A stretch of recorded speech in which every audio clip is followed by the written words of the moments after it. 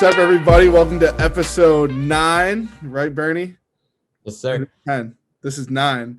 Episode 9 with my brethren, Blaine Lidsky, my boy, known him since first grade, right? While back. Long time. Blaine is a 2019 graduate, South Kingstown High School, current Stonehill College baseball player, jack of many trades. Probably the most athletic kid in all the land. My trash partner, I guess you say, worked on the trash truck this summer with Blaine. And of course, my co-host Adam Bernstein. How are we doing today, gentlemen? Can't complain.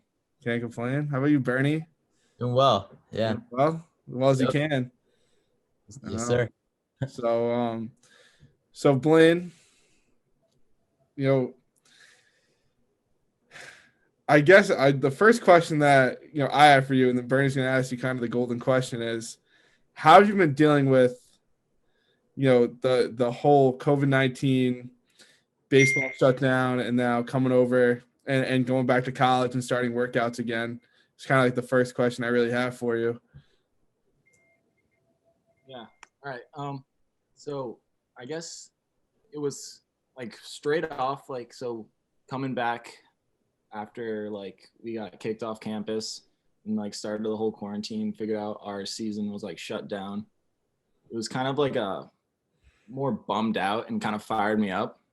Mm-hmm. So it's luckily I had a gym and a cage at my house. So just repping, kind of going crazy. And then it was kind of tough, I guess, after the first couple months to stay motivated, just because you don't know, knowing going back in the fall, I'm not gonna necessarily have a fall ball season, because we kind of knew that wasn't gonna happen. We're not playing any other schools, but then, and especially summer ball was up in the air too for a while, if we were able to play any kind of season in the summer. But once we kind of figured out, or at least I figured out, I was able to play in the summer, just kind of that little bit of doubt, I guess, just went away, fired me right back up. Got to play a lot of baseball this summer. Played in the the Newport Collegiate League, which was kind of just for this summer, because a lot of the NEBCL and the Cape League, a lot of those kids ended up playing in there, and then also playing in the Sunset League. So I was playing a lot of baseball, and then that just kind of prepared me to go right back into the fall, and just kind of took it as an opportunity, back up at school to just get better, work more fundamentally, and definitely had to work definitely more as a team and step up and kind of as a team, even sophomores honestly had to step up and be more role models to freshmen coming in, to kind of show them and give as much competition as possible, just because we're not playing those other schools in the fall. So that's kind of your mentality, and that leads into the $1 million question, Bernie. Yeah. So question that we normally like to ask is to all the guests that we have is, what is your why? What motivates you, especially during these times? As an athlete, just going back to school and trying to get better, what is your biggest motivation? What motivates you? Honestly, just looking back in all the effort and time I've put in to get to where I am right now, and even not having a season, just being able to come back this next season just as bigger, stronger, faster, just better overall, not losing what I've worked close to my whole life to get to this point for. I'd say that's what drives me, and just just trying to stay as sharp as possible, and just keep trying to live out this awesome dream that I got, be able to be on it right now. So I'd say that's it. So I kind of that propels. So when was the first time you picked up the glove and really said, all right, baseball is it's kind of my thing? I want to say Jeez. I don't know. I remember I had to be like 6 or 8, like around there. Mm-hmm. I did a baseball camp up at the Rhode Island Baseball Institute. And I remember, my dad tells me, like the first couple of times, it was like I don't know if it was lessons or a camp or whatever, like bawled my eyes out. I was the shyest kid when I was younger. Like, was like, all right, you're going to this? Bawled my eyes out. It was miserable. And then kind of branched out more. And then, like, I was like, all right, like, I love this sport. And I played other sports too. So it wasn't like, all right, baseball is like, this is what I'm going to, like, put all my effort towards. But ended up, so like 6 or 8 is when I probably, like, started, like, playing. Then just progressively, I remember probably 10, 11, like, AAU, like a travel team. When you got the Anderson Texzilla, that's when it really took off. Yeah. My dad was a big, he loved getting the most randomest bats that he could find. And then he's like, all right, this is what you're using. Like, I never was like a Easton XL1 or like the mainstream bat. I always had the most weird, not normal bats, but whatever. I guess it worked out pretty well. But definitely did, yeah. You started a trend in the South Kingstown Little League for basically every kid got an Anderson bat after Blaine had it. It was hitting bad bombs. bad. Fucking 10 years old. Kid was fucking 10 years old knocking into the woods at during Little League. Maybe. I don't know. But yeah, and then I remember when I was like, all right, like maybe like I can like all right, I'm pretty good was I remember do you remember Sally Eddy? It wasn't I do remember Sally Eddy. Like younger. So I remember I was in either like double A or something and it was only like a couple kids that like Sally Eddy. It was like a big deal. So I got called up like being younger and then but yeah. I think it was just like other like playing like my whole like even till like my like junior senior year of high school, like not even going to like knowing where I was gonna go for college was just playing against like the best kids I could, and that's kind of what helped me out a lot, honestly. So and that propels kind of into your high school career. So you had a pretty extreme high school career. It's a 4-time All-Stater. Did a lot of good things in the Navy and White.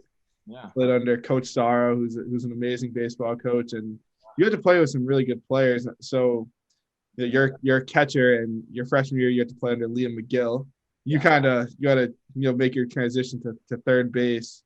So talk a little bit about the transition that you had to make, your freshman year and still, making an all-state season out of it and, get into the championship game. Yeah. So honestly, going in and like going into freshman year, like obviously you're nervous. Like the seniors are like grown men, like when you're a freshman, especially our freshman year. Like, there's some big kids, like really talented kids. Like Liam went to Columbia, K-Rob, URI, Goody, big dude. Even like Turk, like really good, like just fundamentally like strong. So yeah, just going in, just trying to like make like as good of a first impression as I can. And I did like middle school baseball wasn't anything crazy, but like I did pretty well in middle school. So like Sorrow at least like knew like my name. Obviously McGill was like kind of bound to be a starting catcher. I hit the ball pretty well. Sorrow was a big guy on hitting, and if you can hit, you'll find a spot. Third base was like pretty open. I was just kind of mixing around a lot of different spots, outfield, catching, like all that kind of stuff. Ended up being able to play third base, and it was probably like one of the best things that could have happened to me was playing third that year because I was like just mainly a catcher. Like I didn't have a secondary position at all. So being able to play third and getting comfortable over there like helped me out a ton. Like even like recruiting being able to go to a showcase, do my catching, and then go over to third and show that I have an arm over there and able to feel the ground ball. So, and yeah, that was, and I got a spot in the lineup. And even now in college, that's like the biggest thing for me. Like literally to like my coach's meeting, he's like, what do you have to take? I'm like, honestly, coach, like anywhere you put me, I will give it 110%. Like I really just want to be in the lineup, because that's why you go and play a sport in college, to play, not sit. That's everyone's goal. So yeah, that helped me out a ton. Had a good season over there. Made some adjustments, were able to make some plays, got some hits. So yeah, overall. And then being able to play in a state championship game as a freshman and start was absolutely unreal. So yeah. Who would you say you would model your game after as a catcher or a third baseman, and when you're up at the plate? Always as a kid, honestly, my like favorite player was Jason Varitek. Just like growing up and being able to like go to some like Red Sox games and watch him. And it wasn't as more as like his skill. It was more of like how he controlled the game. Cause like me personally, like catching wise, like I love being in as much control as possible. Like I love being able to like one-on-one with the pitcher, call like timeout, walk out and talk to him, and like getting really to know each one of my players personally and know when I need to talk to him and when I like, all right, like just let him be. And like even like towards at the plate, like just like my mentality, I'm like very like I more or less I like to be in like control, like just of like myself, or like as much control as I can be with my players to try to make them as good as I can. And like that's kind of like my main thing, is because as much as I want to do good, I also want to win. So if all my players, especially like even in high school, like we had a lot of young kids my like junior and senior year playing, like starting. So and some of them like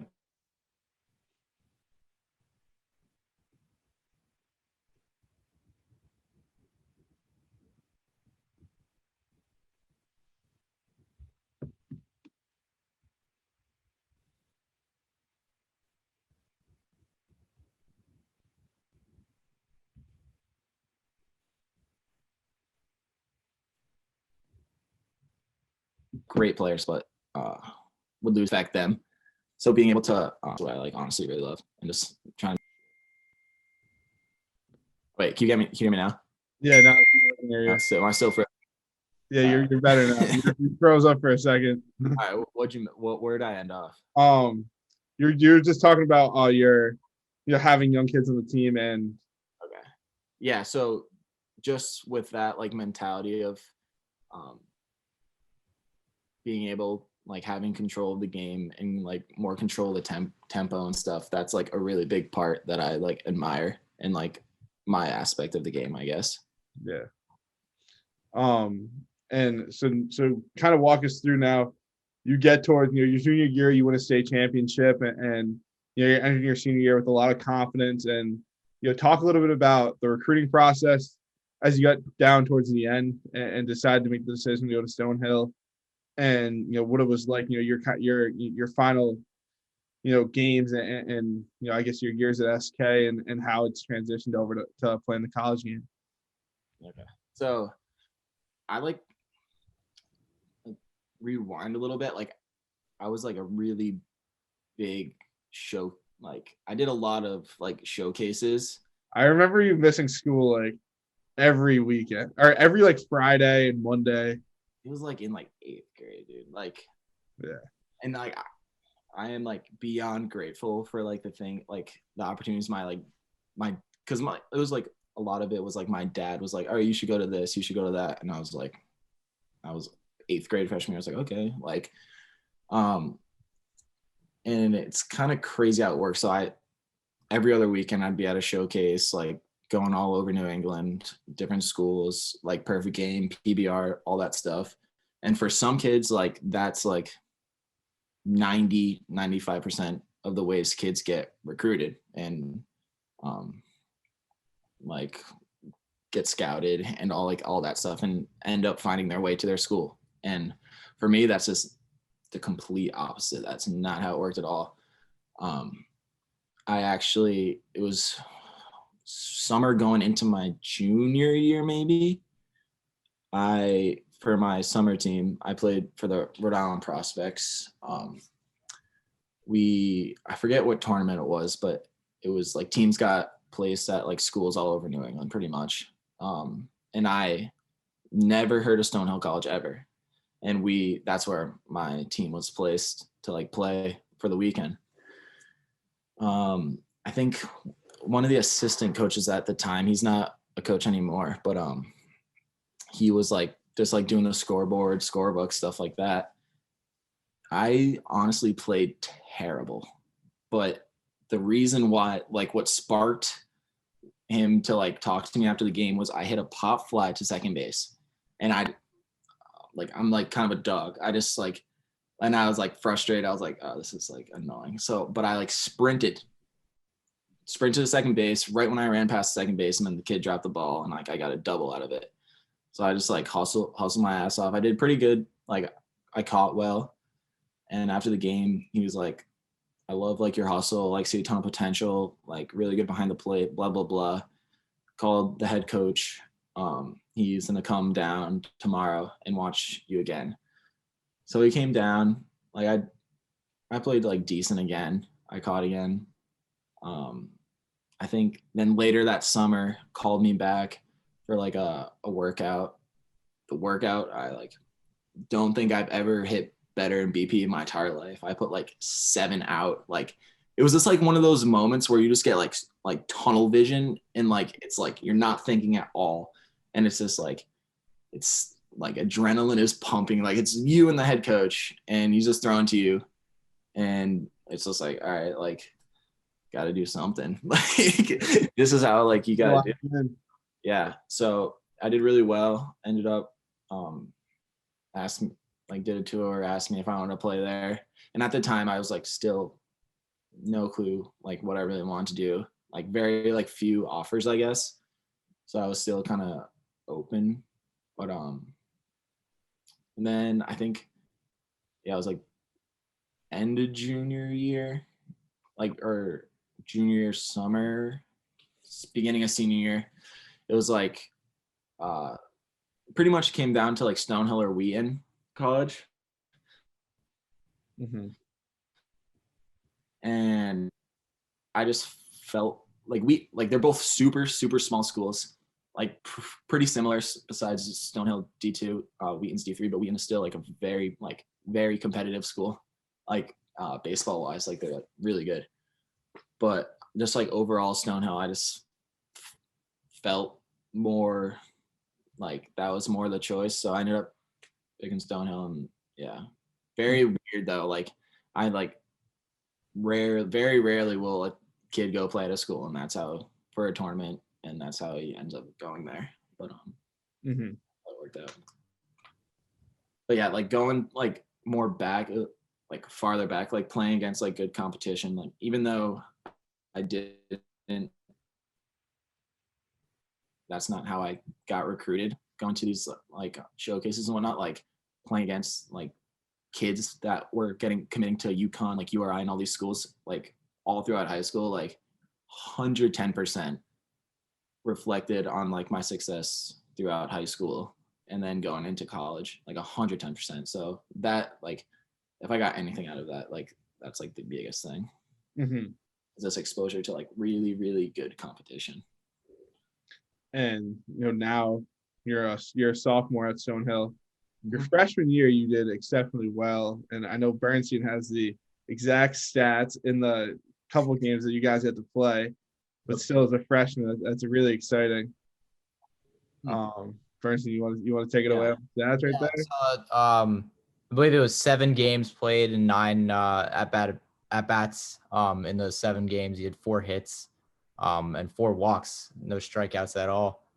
So that's pretty well. I guess the question that I have is, how do you transition your mindset in between high school to college to just as an athlete or as a person, like not only are you a college student, but now you're a collegiate athlete. What is it like transitioning your mindset and having to play it, even though it's a shorter season, having to play a college season?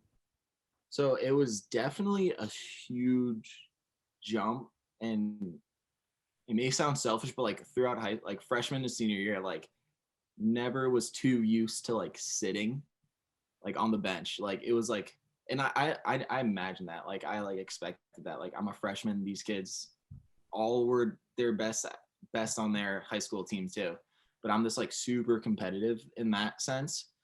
So, and it was just like a really big wake up call, like holy crap, like okay. And then it was a little like frustrating just because like you work so hard like all year, and then but everyone else was working just as hard. So my mind, more or less, my mindset was just like going in, like the opportunities I did have, I had very minimal, and when I get an opportunity, I have to take advantage of it, and that's just kind of what I like went in as. Like after like the first couple, games, I was like, all right, like I may only get one, maybe two at bats in a game. Like I like have to capitalize. Let's do something, like make a little noise. So, and that's kind of that was just kind of like my mindset going into that. And even like fall we had some games too, and that's kind of more when I like realized it too. I was like, okay, like when I have my opportunity, like I definitely like I just have to take advantage of it, because second chances are very slim to come by. Once you get a couple and you don't show anything, you may not get another one for a while. Mm-hmm. So that was definitely a big thing. And we had there was a catcher too. He transferred, but there was last year a sophomore catcher, like a Cape All-Star, like really, really, really good. So I knew. So I had to transition to outfield. So I was playing outfield, or DHing or EHing or something, just like something. And that's kind of when I was like, that's like another thing, like wherever I end up, I just have to, even if I'm not that comfortable in the outfield, like if I get a hit towards me, like a pop fly, like I got to catch it. Like just like that. Yeah. Like I just have to do like something to notice, like to pop out a little bit. And that's like the biggest thing, just to like how to make yourself stand out, even if it's walking in a big situation, getting like move a runner over, like just like something, even if it's in a game that does not matter whatsoever, you're blowing them out or you're down 10 plus runs. I haven't pitched since middle school, and we had like a ton of interviews last year, and the whole like fall I was like, coach, like let me get a pen, like just because I want to play. I got shelled. My ERA is I think 27. Oh man! I walked the first guy. I got put in a tricky situation too. Guys, second and third, walked the first guy. Next guy had a grand slam. Oh gosh! Getting drafted, so that's kind of tough. But then I got 2 ground balls. So, but it was just like stuff like that. Like even though I'm like kind of joking, like I literally just want to like play. Yeah. But, and that's almost like the purity of the game, or in any sport. Like when you get to the next level, you know, you're there to play because you love the game. Exactly. And it kind of turns a little bit more into, you know, a business. It's more competitive, and there, you know, there's jobs on the line, and you know, you're playing at a you know, a real, you know, NCAA school. You know, things are a little bit different, but you know, the love for the game, I feel like it's the same. And that kind of transitions me to what I really want to ask you about is your love for the outdoors, and more specifically surfing and skateboarding, and you know, just living by the water. I mean, like, you know, just tell me where did this passion, where did this love start, and you know, how are you kind of going with it? I'm just kind of like so like I've always been into other stuff. Like I've always been like in multiple like friend groups around like always different people.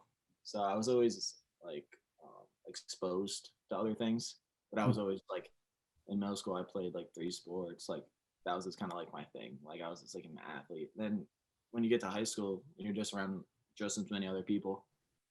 And then so I had a couple buddies who BMX. So I like rode a bike for a little bit. And then a couple of my buddies started surfing, and I was like, oh, this is cool. Like I would go to the beach. Like why not try surfing? And then like that was probably like freshman year, and then I like hooked, and like ever since then, kind of it's just like I definitely still have priorities. Like that's like the biggest thing. I was like, I need to like keep a balance of like what comes before other things. But I think like the big balance is like when you when you do one thing for a while, you want to like you need to relax sometimes and like just like um, open your in my opinion open yourself up to like other things and experiences so you're not just like such a one-minded kind of person and kind of open yourself up to other ideas and people, especially like surfing like has opened me up to so many people and connections like you would not believe. Like even like work, like I've had like offers for like internships for like I'm an environmental studies major. I have a couple like ended up becoming friends with a couple people who work at renewable energy companies that are like, if you ever want to like shadow me for a day, like by. So I think that's like the biggest thing, and just sometimes like especially at school, like you got school, sports, try to manage a social life, like it can kind of get pretty hectic. So I think coming home and if I just go in the water, surf for like a couple hours, like and just like clear my mind, like it actually like it helps a ton, and just your mind off things, kind of resetting. And I think, and that's like could be like a ton of different things. Like some people instead of like they love the gym, if they get worked up, they go to the gym, and I do like that's I go to the gym, I work out, but that doesn't ease my mind as much, I guess. Like I feel like just to reset, if I go surfing, it's like good. And I surround myself with good people too, and that's like the biggest thing. I like to surround myself with good, positive people that mean well. So that's always, and I feel like we're so blessed to grow up on the water. yeah. I mean, since day one, I feel like you can go to the beach, kind of middle school. Bernstein's from New York, so we kind of like every day during the summer since like sixth or seventh grade. Sixth grade, it was more like Jim's dock.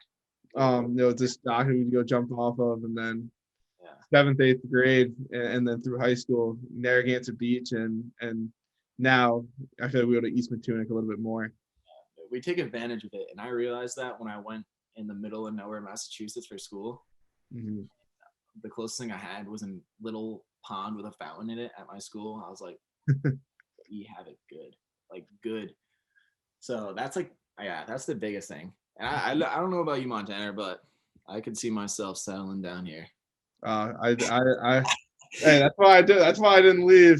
I know. I think you're gonna be the mayor or the next AD, the governor or something. I don't know. Maybe. First question I have is where do you see yourself in the future in 10 years? I know you said you didn't really know what you wanted to do, but whether that's working in digital media or something in surfing or being still doing baseball, where do you see yourself? If you had any direction or any idea what you want to do in the future? So like with the baseball route, I'll play baseball as long as anyone else lets me. Like if I'm able to, and I'm able to hopefully end up getting drafted. Like that's like obviously the main goal. Like as a kid, that's like the main goal. Or even if I'm able to take my media, like photography or videography into sports, like that would be like awesome as well. Like just staying in sports and staying around it, because it's hard to not see yourself in sports after being in it your whole entire life. Like that's like a really, really weird thought to think about. And I honestly haven't really thought about it that much, because I keep saying like, oh, I'm like a sophomore, but like yesterday I was a freshman, and that's like it's going by fast. But even yeah, so like that's like definitely one route that I think about. But also with my major, as I'm an environmental major, so maybe in some company doing renewable energy, hopefully. But some just like the one thing I try to like stay on the track with is just doing something I enjoy and something I'm able to stay busy with, and is something new each day. And I don't get bored with it, because I get bored with things pretty quickly. Mm-hmm. So as long as I'm doing something like I enjoy, and I'm able to make some money with it too. Everybody wants that cash. Yeah, but if I'm able to do something I enjoy and I'm happy with and I'm excited to do every single day, then that's the main goal. But yeah, we'll see what happens. Right now, honestly, like with everything going on, it's just day by day. I'm trying to go by. Like today, we just figured like winter sports just got canceled, so Mm-hmm. day. But yeah, Man. it's tough. But yeah, just trying. If I'm able to stay busy with work, sports in the future, then that'll be all good. Yeah, and I guess the last question I have for you is just what's the best advice you can give to anyone who's looking to get into media, or a student athlete who's someone trying to play at the collegiate level? Best advice that you've ever gotten, or something you can pass on to others? Honestly, in like collegiate level is work as hard as anyone else. Like since I was 8 years old, I was hitting, like playing catch almost every single day. And luckily I had like my dad to like push me through it, because obviously there's sometimes that like I'm like, I don't really feel like going to the field to hit. Like it's freezing, it's 100 degrees out, like, but luckily I had someone to push me, and I'm so thankful for that. So if you don't have someone pushing you, make sure you push yourself, and just know that in the end it'll all work out. Because honestly, like until senior year, I was like, just like, it was all this worth it? Like years and years of traveling, playing on all these teams, like, was it worth it? And in the end it is. I'm not like, also like, I'm not a D1 like top school, like I'm not like at that level, but I'm still playing at like D2, D3, like does not matter whatsoever. Because like I said before, like you want to go somewhere you can play, and that was like the biggest thing for me. Like you don't want to go get recruited to one of these huge schools who has like a 20-man freshman class coming in, and you may never see the light of day on the field. If you know you can, like, like good for you, but like don't get down on yourself if coming around junior, senior year, you only have like D2, D3 offers, because some of those schools are just as competitive and you'll be able to play there. So, and that's like the biggest thing in my opinion. Like people, you can still get drafted D2, D3. There's still a lot of kids getting drafted out of there. So, yeah, and just go somewhere you see yourself, like you're happy. Like just don't go somewhere because of the name. Like you want to go somewhere where you're happy with. Just work hard, and then filming and all that stuff. It's just, if you don't force anything, like it's very similar. Like you just can't force anything. Film stuff, take pictures of stuff that you enjoy, not because it's like hype or in. Because if you're able to get good stuff, people will like find a way to enjoy it, and don't get antsy. It's not fast. Like I was hyped because I got like 100 followers in a week. I've been at like 200 for like a couple months now. So but yeah, if you just do it because you enjoy it, don't force anything. And if you don't enjoy it anymore, find something else. All right. But on the next one. So me and you got the privilege to work together this summer, which is pretty cool. And me and Blaine both worked at Narragansett Rubbish as some trash men. Blaine was more of a trash man. I was more of a recycling man. I got a lot of shit for that. But yeah, just just talk about how you felt about the chance to kind of have a once in a, it was kind of like a once in a lifetime opportunity to have the crew that we had and the experiences that we kind of got to have together, which is really, really cool. I would not change it for the world. It was honestly probably one of the best things that I've ever done. Like, I just did it. Like, I was like, oh, Mo's doing it. No, I was kidding.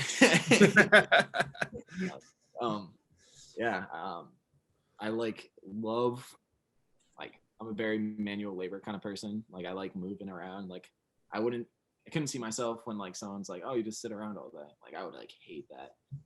So just like, and like also getting myself into a routine that like also like helped me a ton for school. Like having to get up at 5 something in the morning every day, like, and then going to school because I was not a morning person my freshman year. Like 9 o'clock classes were like, I'm like, oh god, I gotta wake up at like 8:45. When we were in high school, you were like the ultimate sleeper. Like every class I had with Blaine, like if you glanced over, like he was easily, it was just like this, like you were drooling, sleeping. It was somebody, Miss Kaleo came down, slammed a textbook next to you. Later on, I found out I have like raging ADD. So I got some stuff to help that out. But yeah, that like helped me out a ton. Just getting in like routine, like walking almost 10 miles a day, like constantly lifts. Like I was in like the best shape I've ever been over that summer. And just working with the people, like gritty people, like very gritty, dude. I mean, these are guys that I mean, guys that have been there for years. And Rhody's probably the grittiest guy. Rhody Smith, shout out to Rhody Smith over in Narragansett Rubbish, man. He makes your day every time you see him. He's a good big baseball guy too. Hey, the Seton Hall pitcher. Yeah. The brawl at Chestnut Hill. He was responsible for it. But yeah, it was honestly, I loved it. Like, I was like honestly sad. Like people are like, oh, like that sucks. Like being a garbage man. Like, dude, no, that was awesome. Best time of your life. First thing you missed out. Yeah. I don't have any plans for this summer as of right now, so maybe I'll join you. For real. Yeah, that was just like awesome. the ultimate gift, I feel like, of the summer. Yeah, thank you, dude. Honestly. I know. I just called you one day and asked you to work, right? Not really. Because earlier in the summer, I was like, oh yeah, I'm trying to get another job because I was delivering pizza. Yeah, that's right. And then we just like, I remember I overheard you say that, and then had to put something together. The rest is it was a lot of fun. I was crashed for the whole summer. But yeah, it was good. When we're not picking trash, surfing, anything like that, what's your, say you're not surfing, not doing any of that stuff, what are you doing? You're not picking trash, not doing baseball. What are you up to?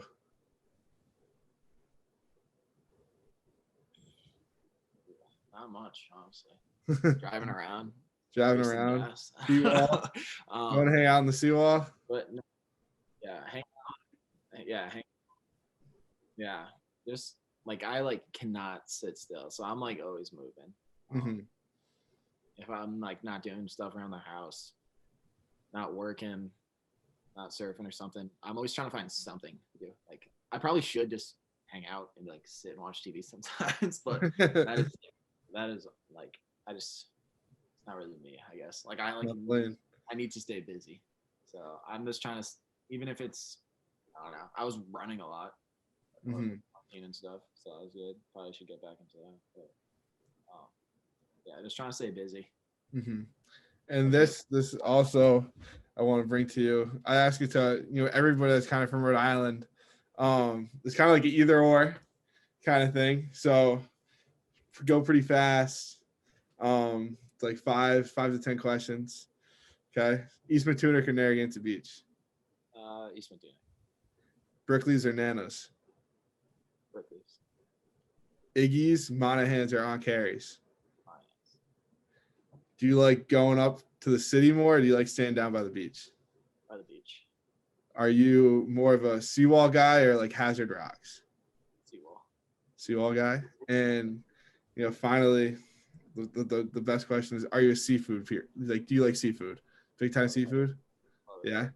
Like And I like fried stuff, like fried seafood. I'll slab a salmon every once in a while. yeah. And oh my god, I just fucking forgot the last thing I was gonna ask you. Oh, there we go. So 20 years from now, what's gonna be your favorite summer pastime from when you were a kid?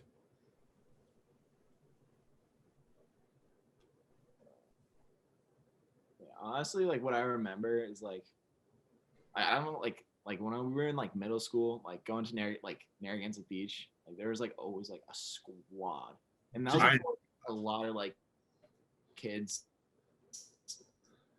not from like out of SK or Narragansett went. Like now it's like nuts. It's like I can't deal with that stuff. But like when you're younger, dude, like it's like getting dropped off at like in the morning and literally getting picked up at like 9 o'clock, just being at the beach the entire day. Like I don't know, like what more you can ask for. There's nothing more pure than that.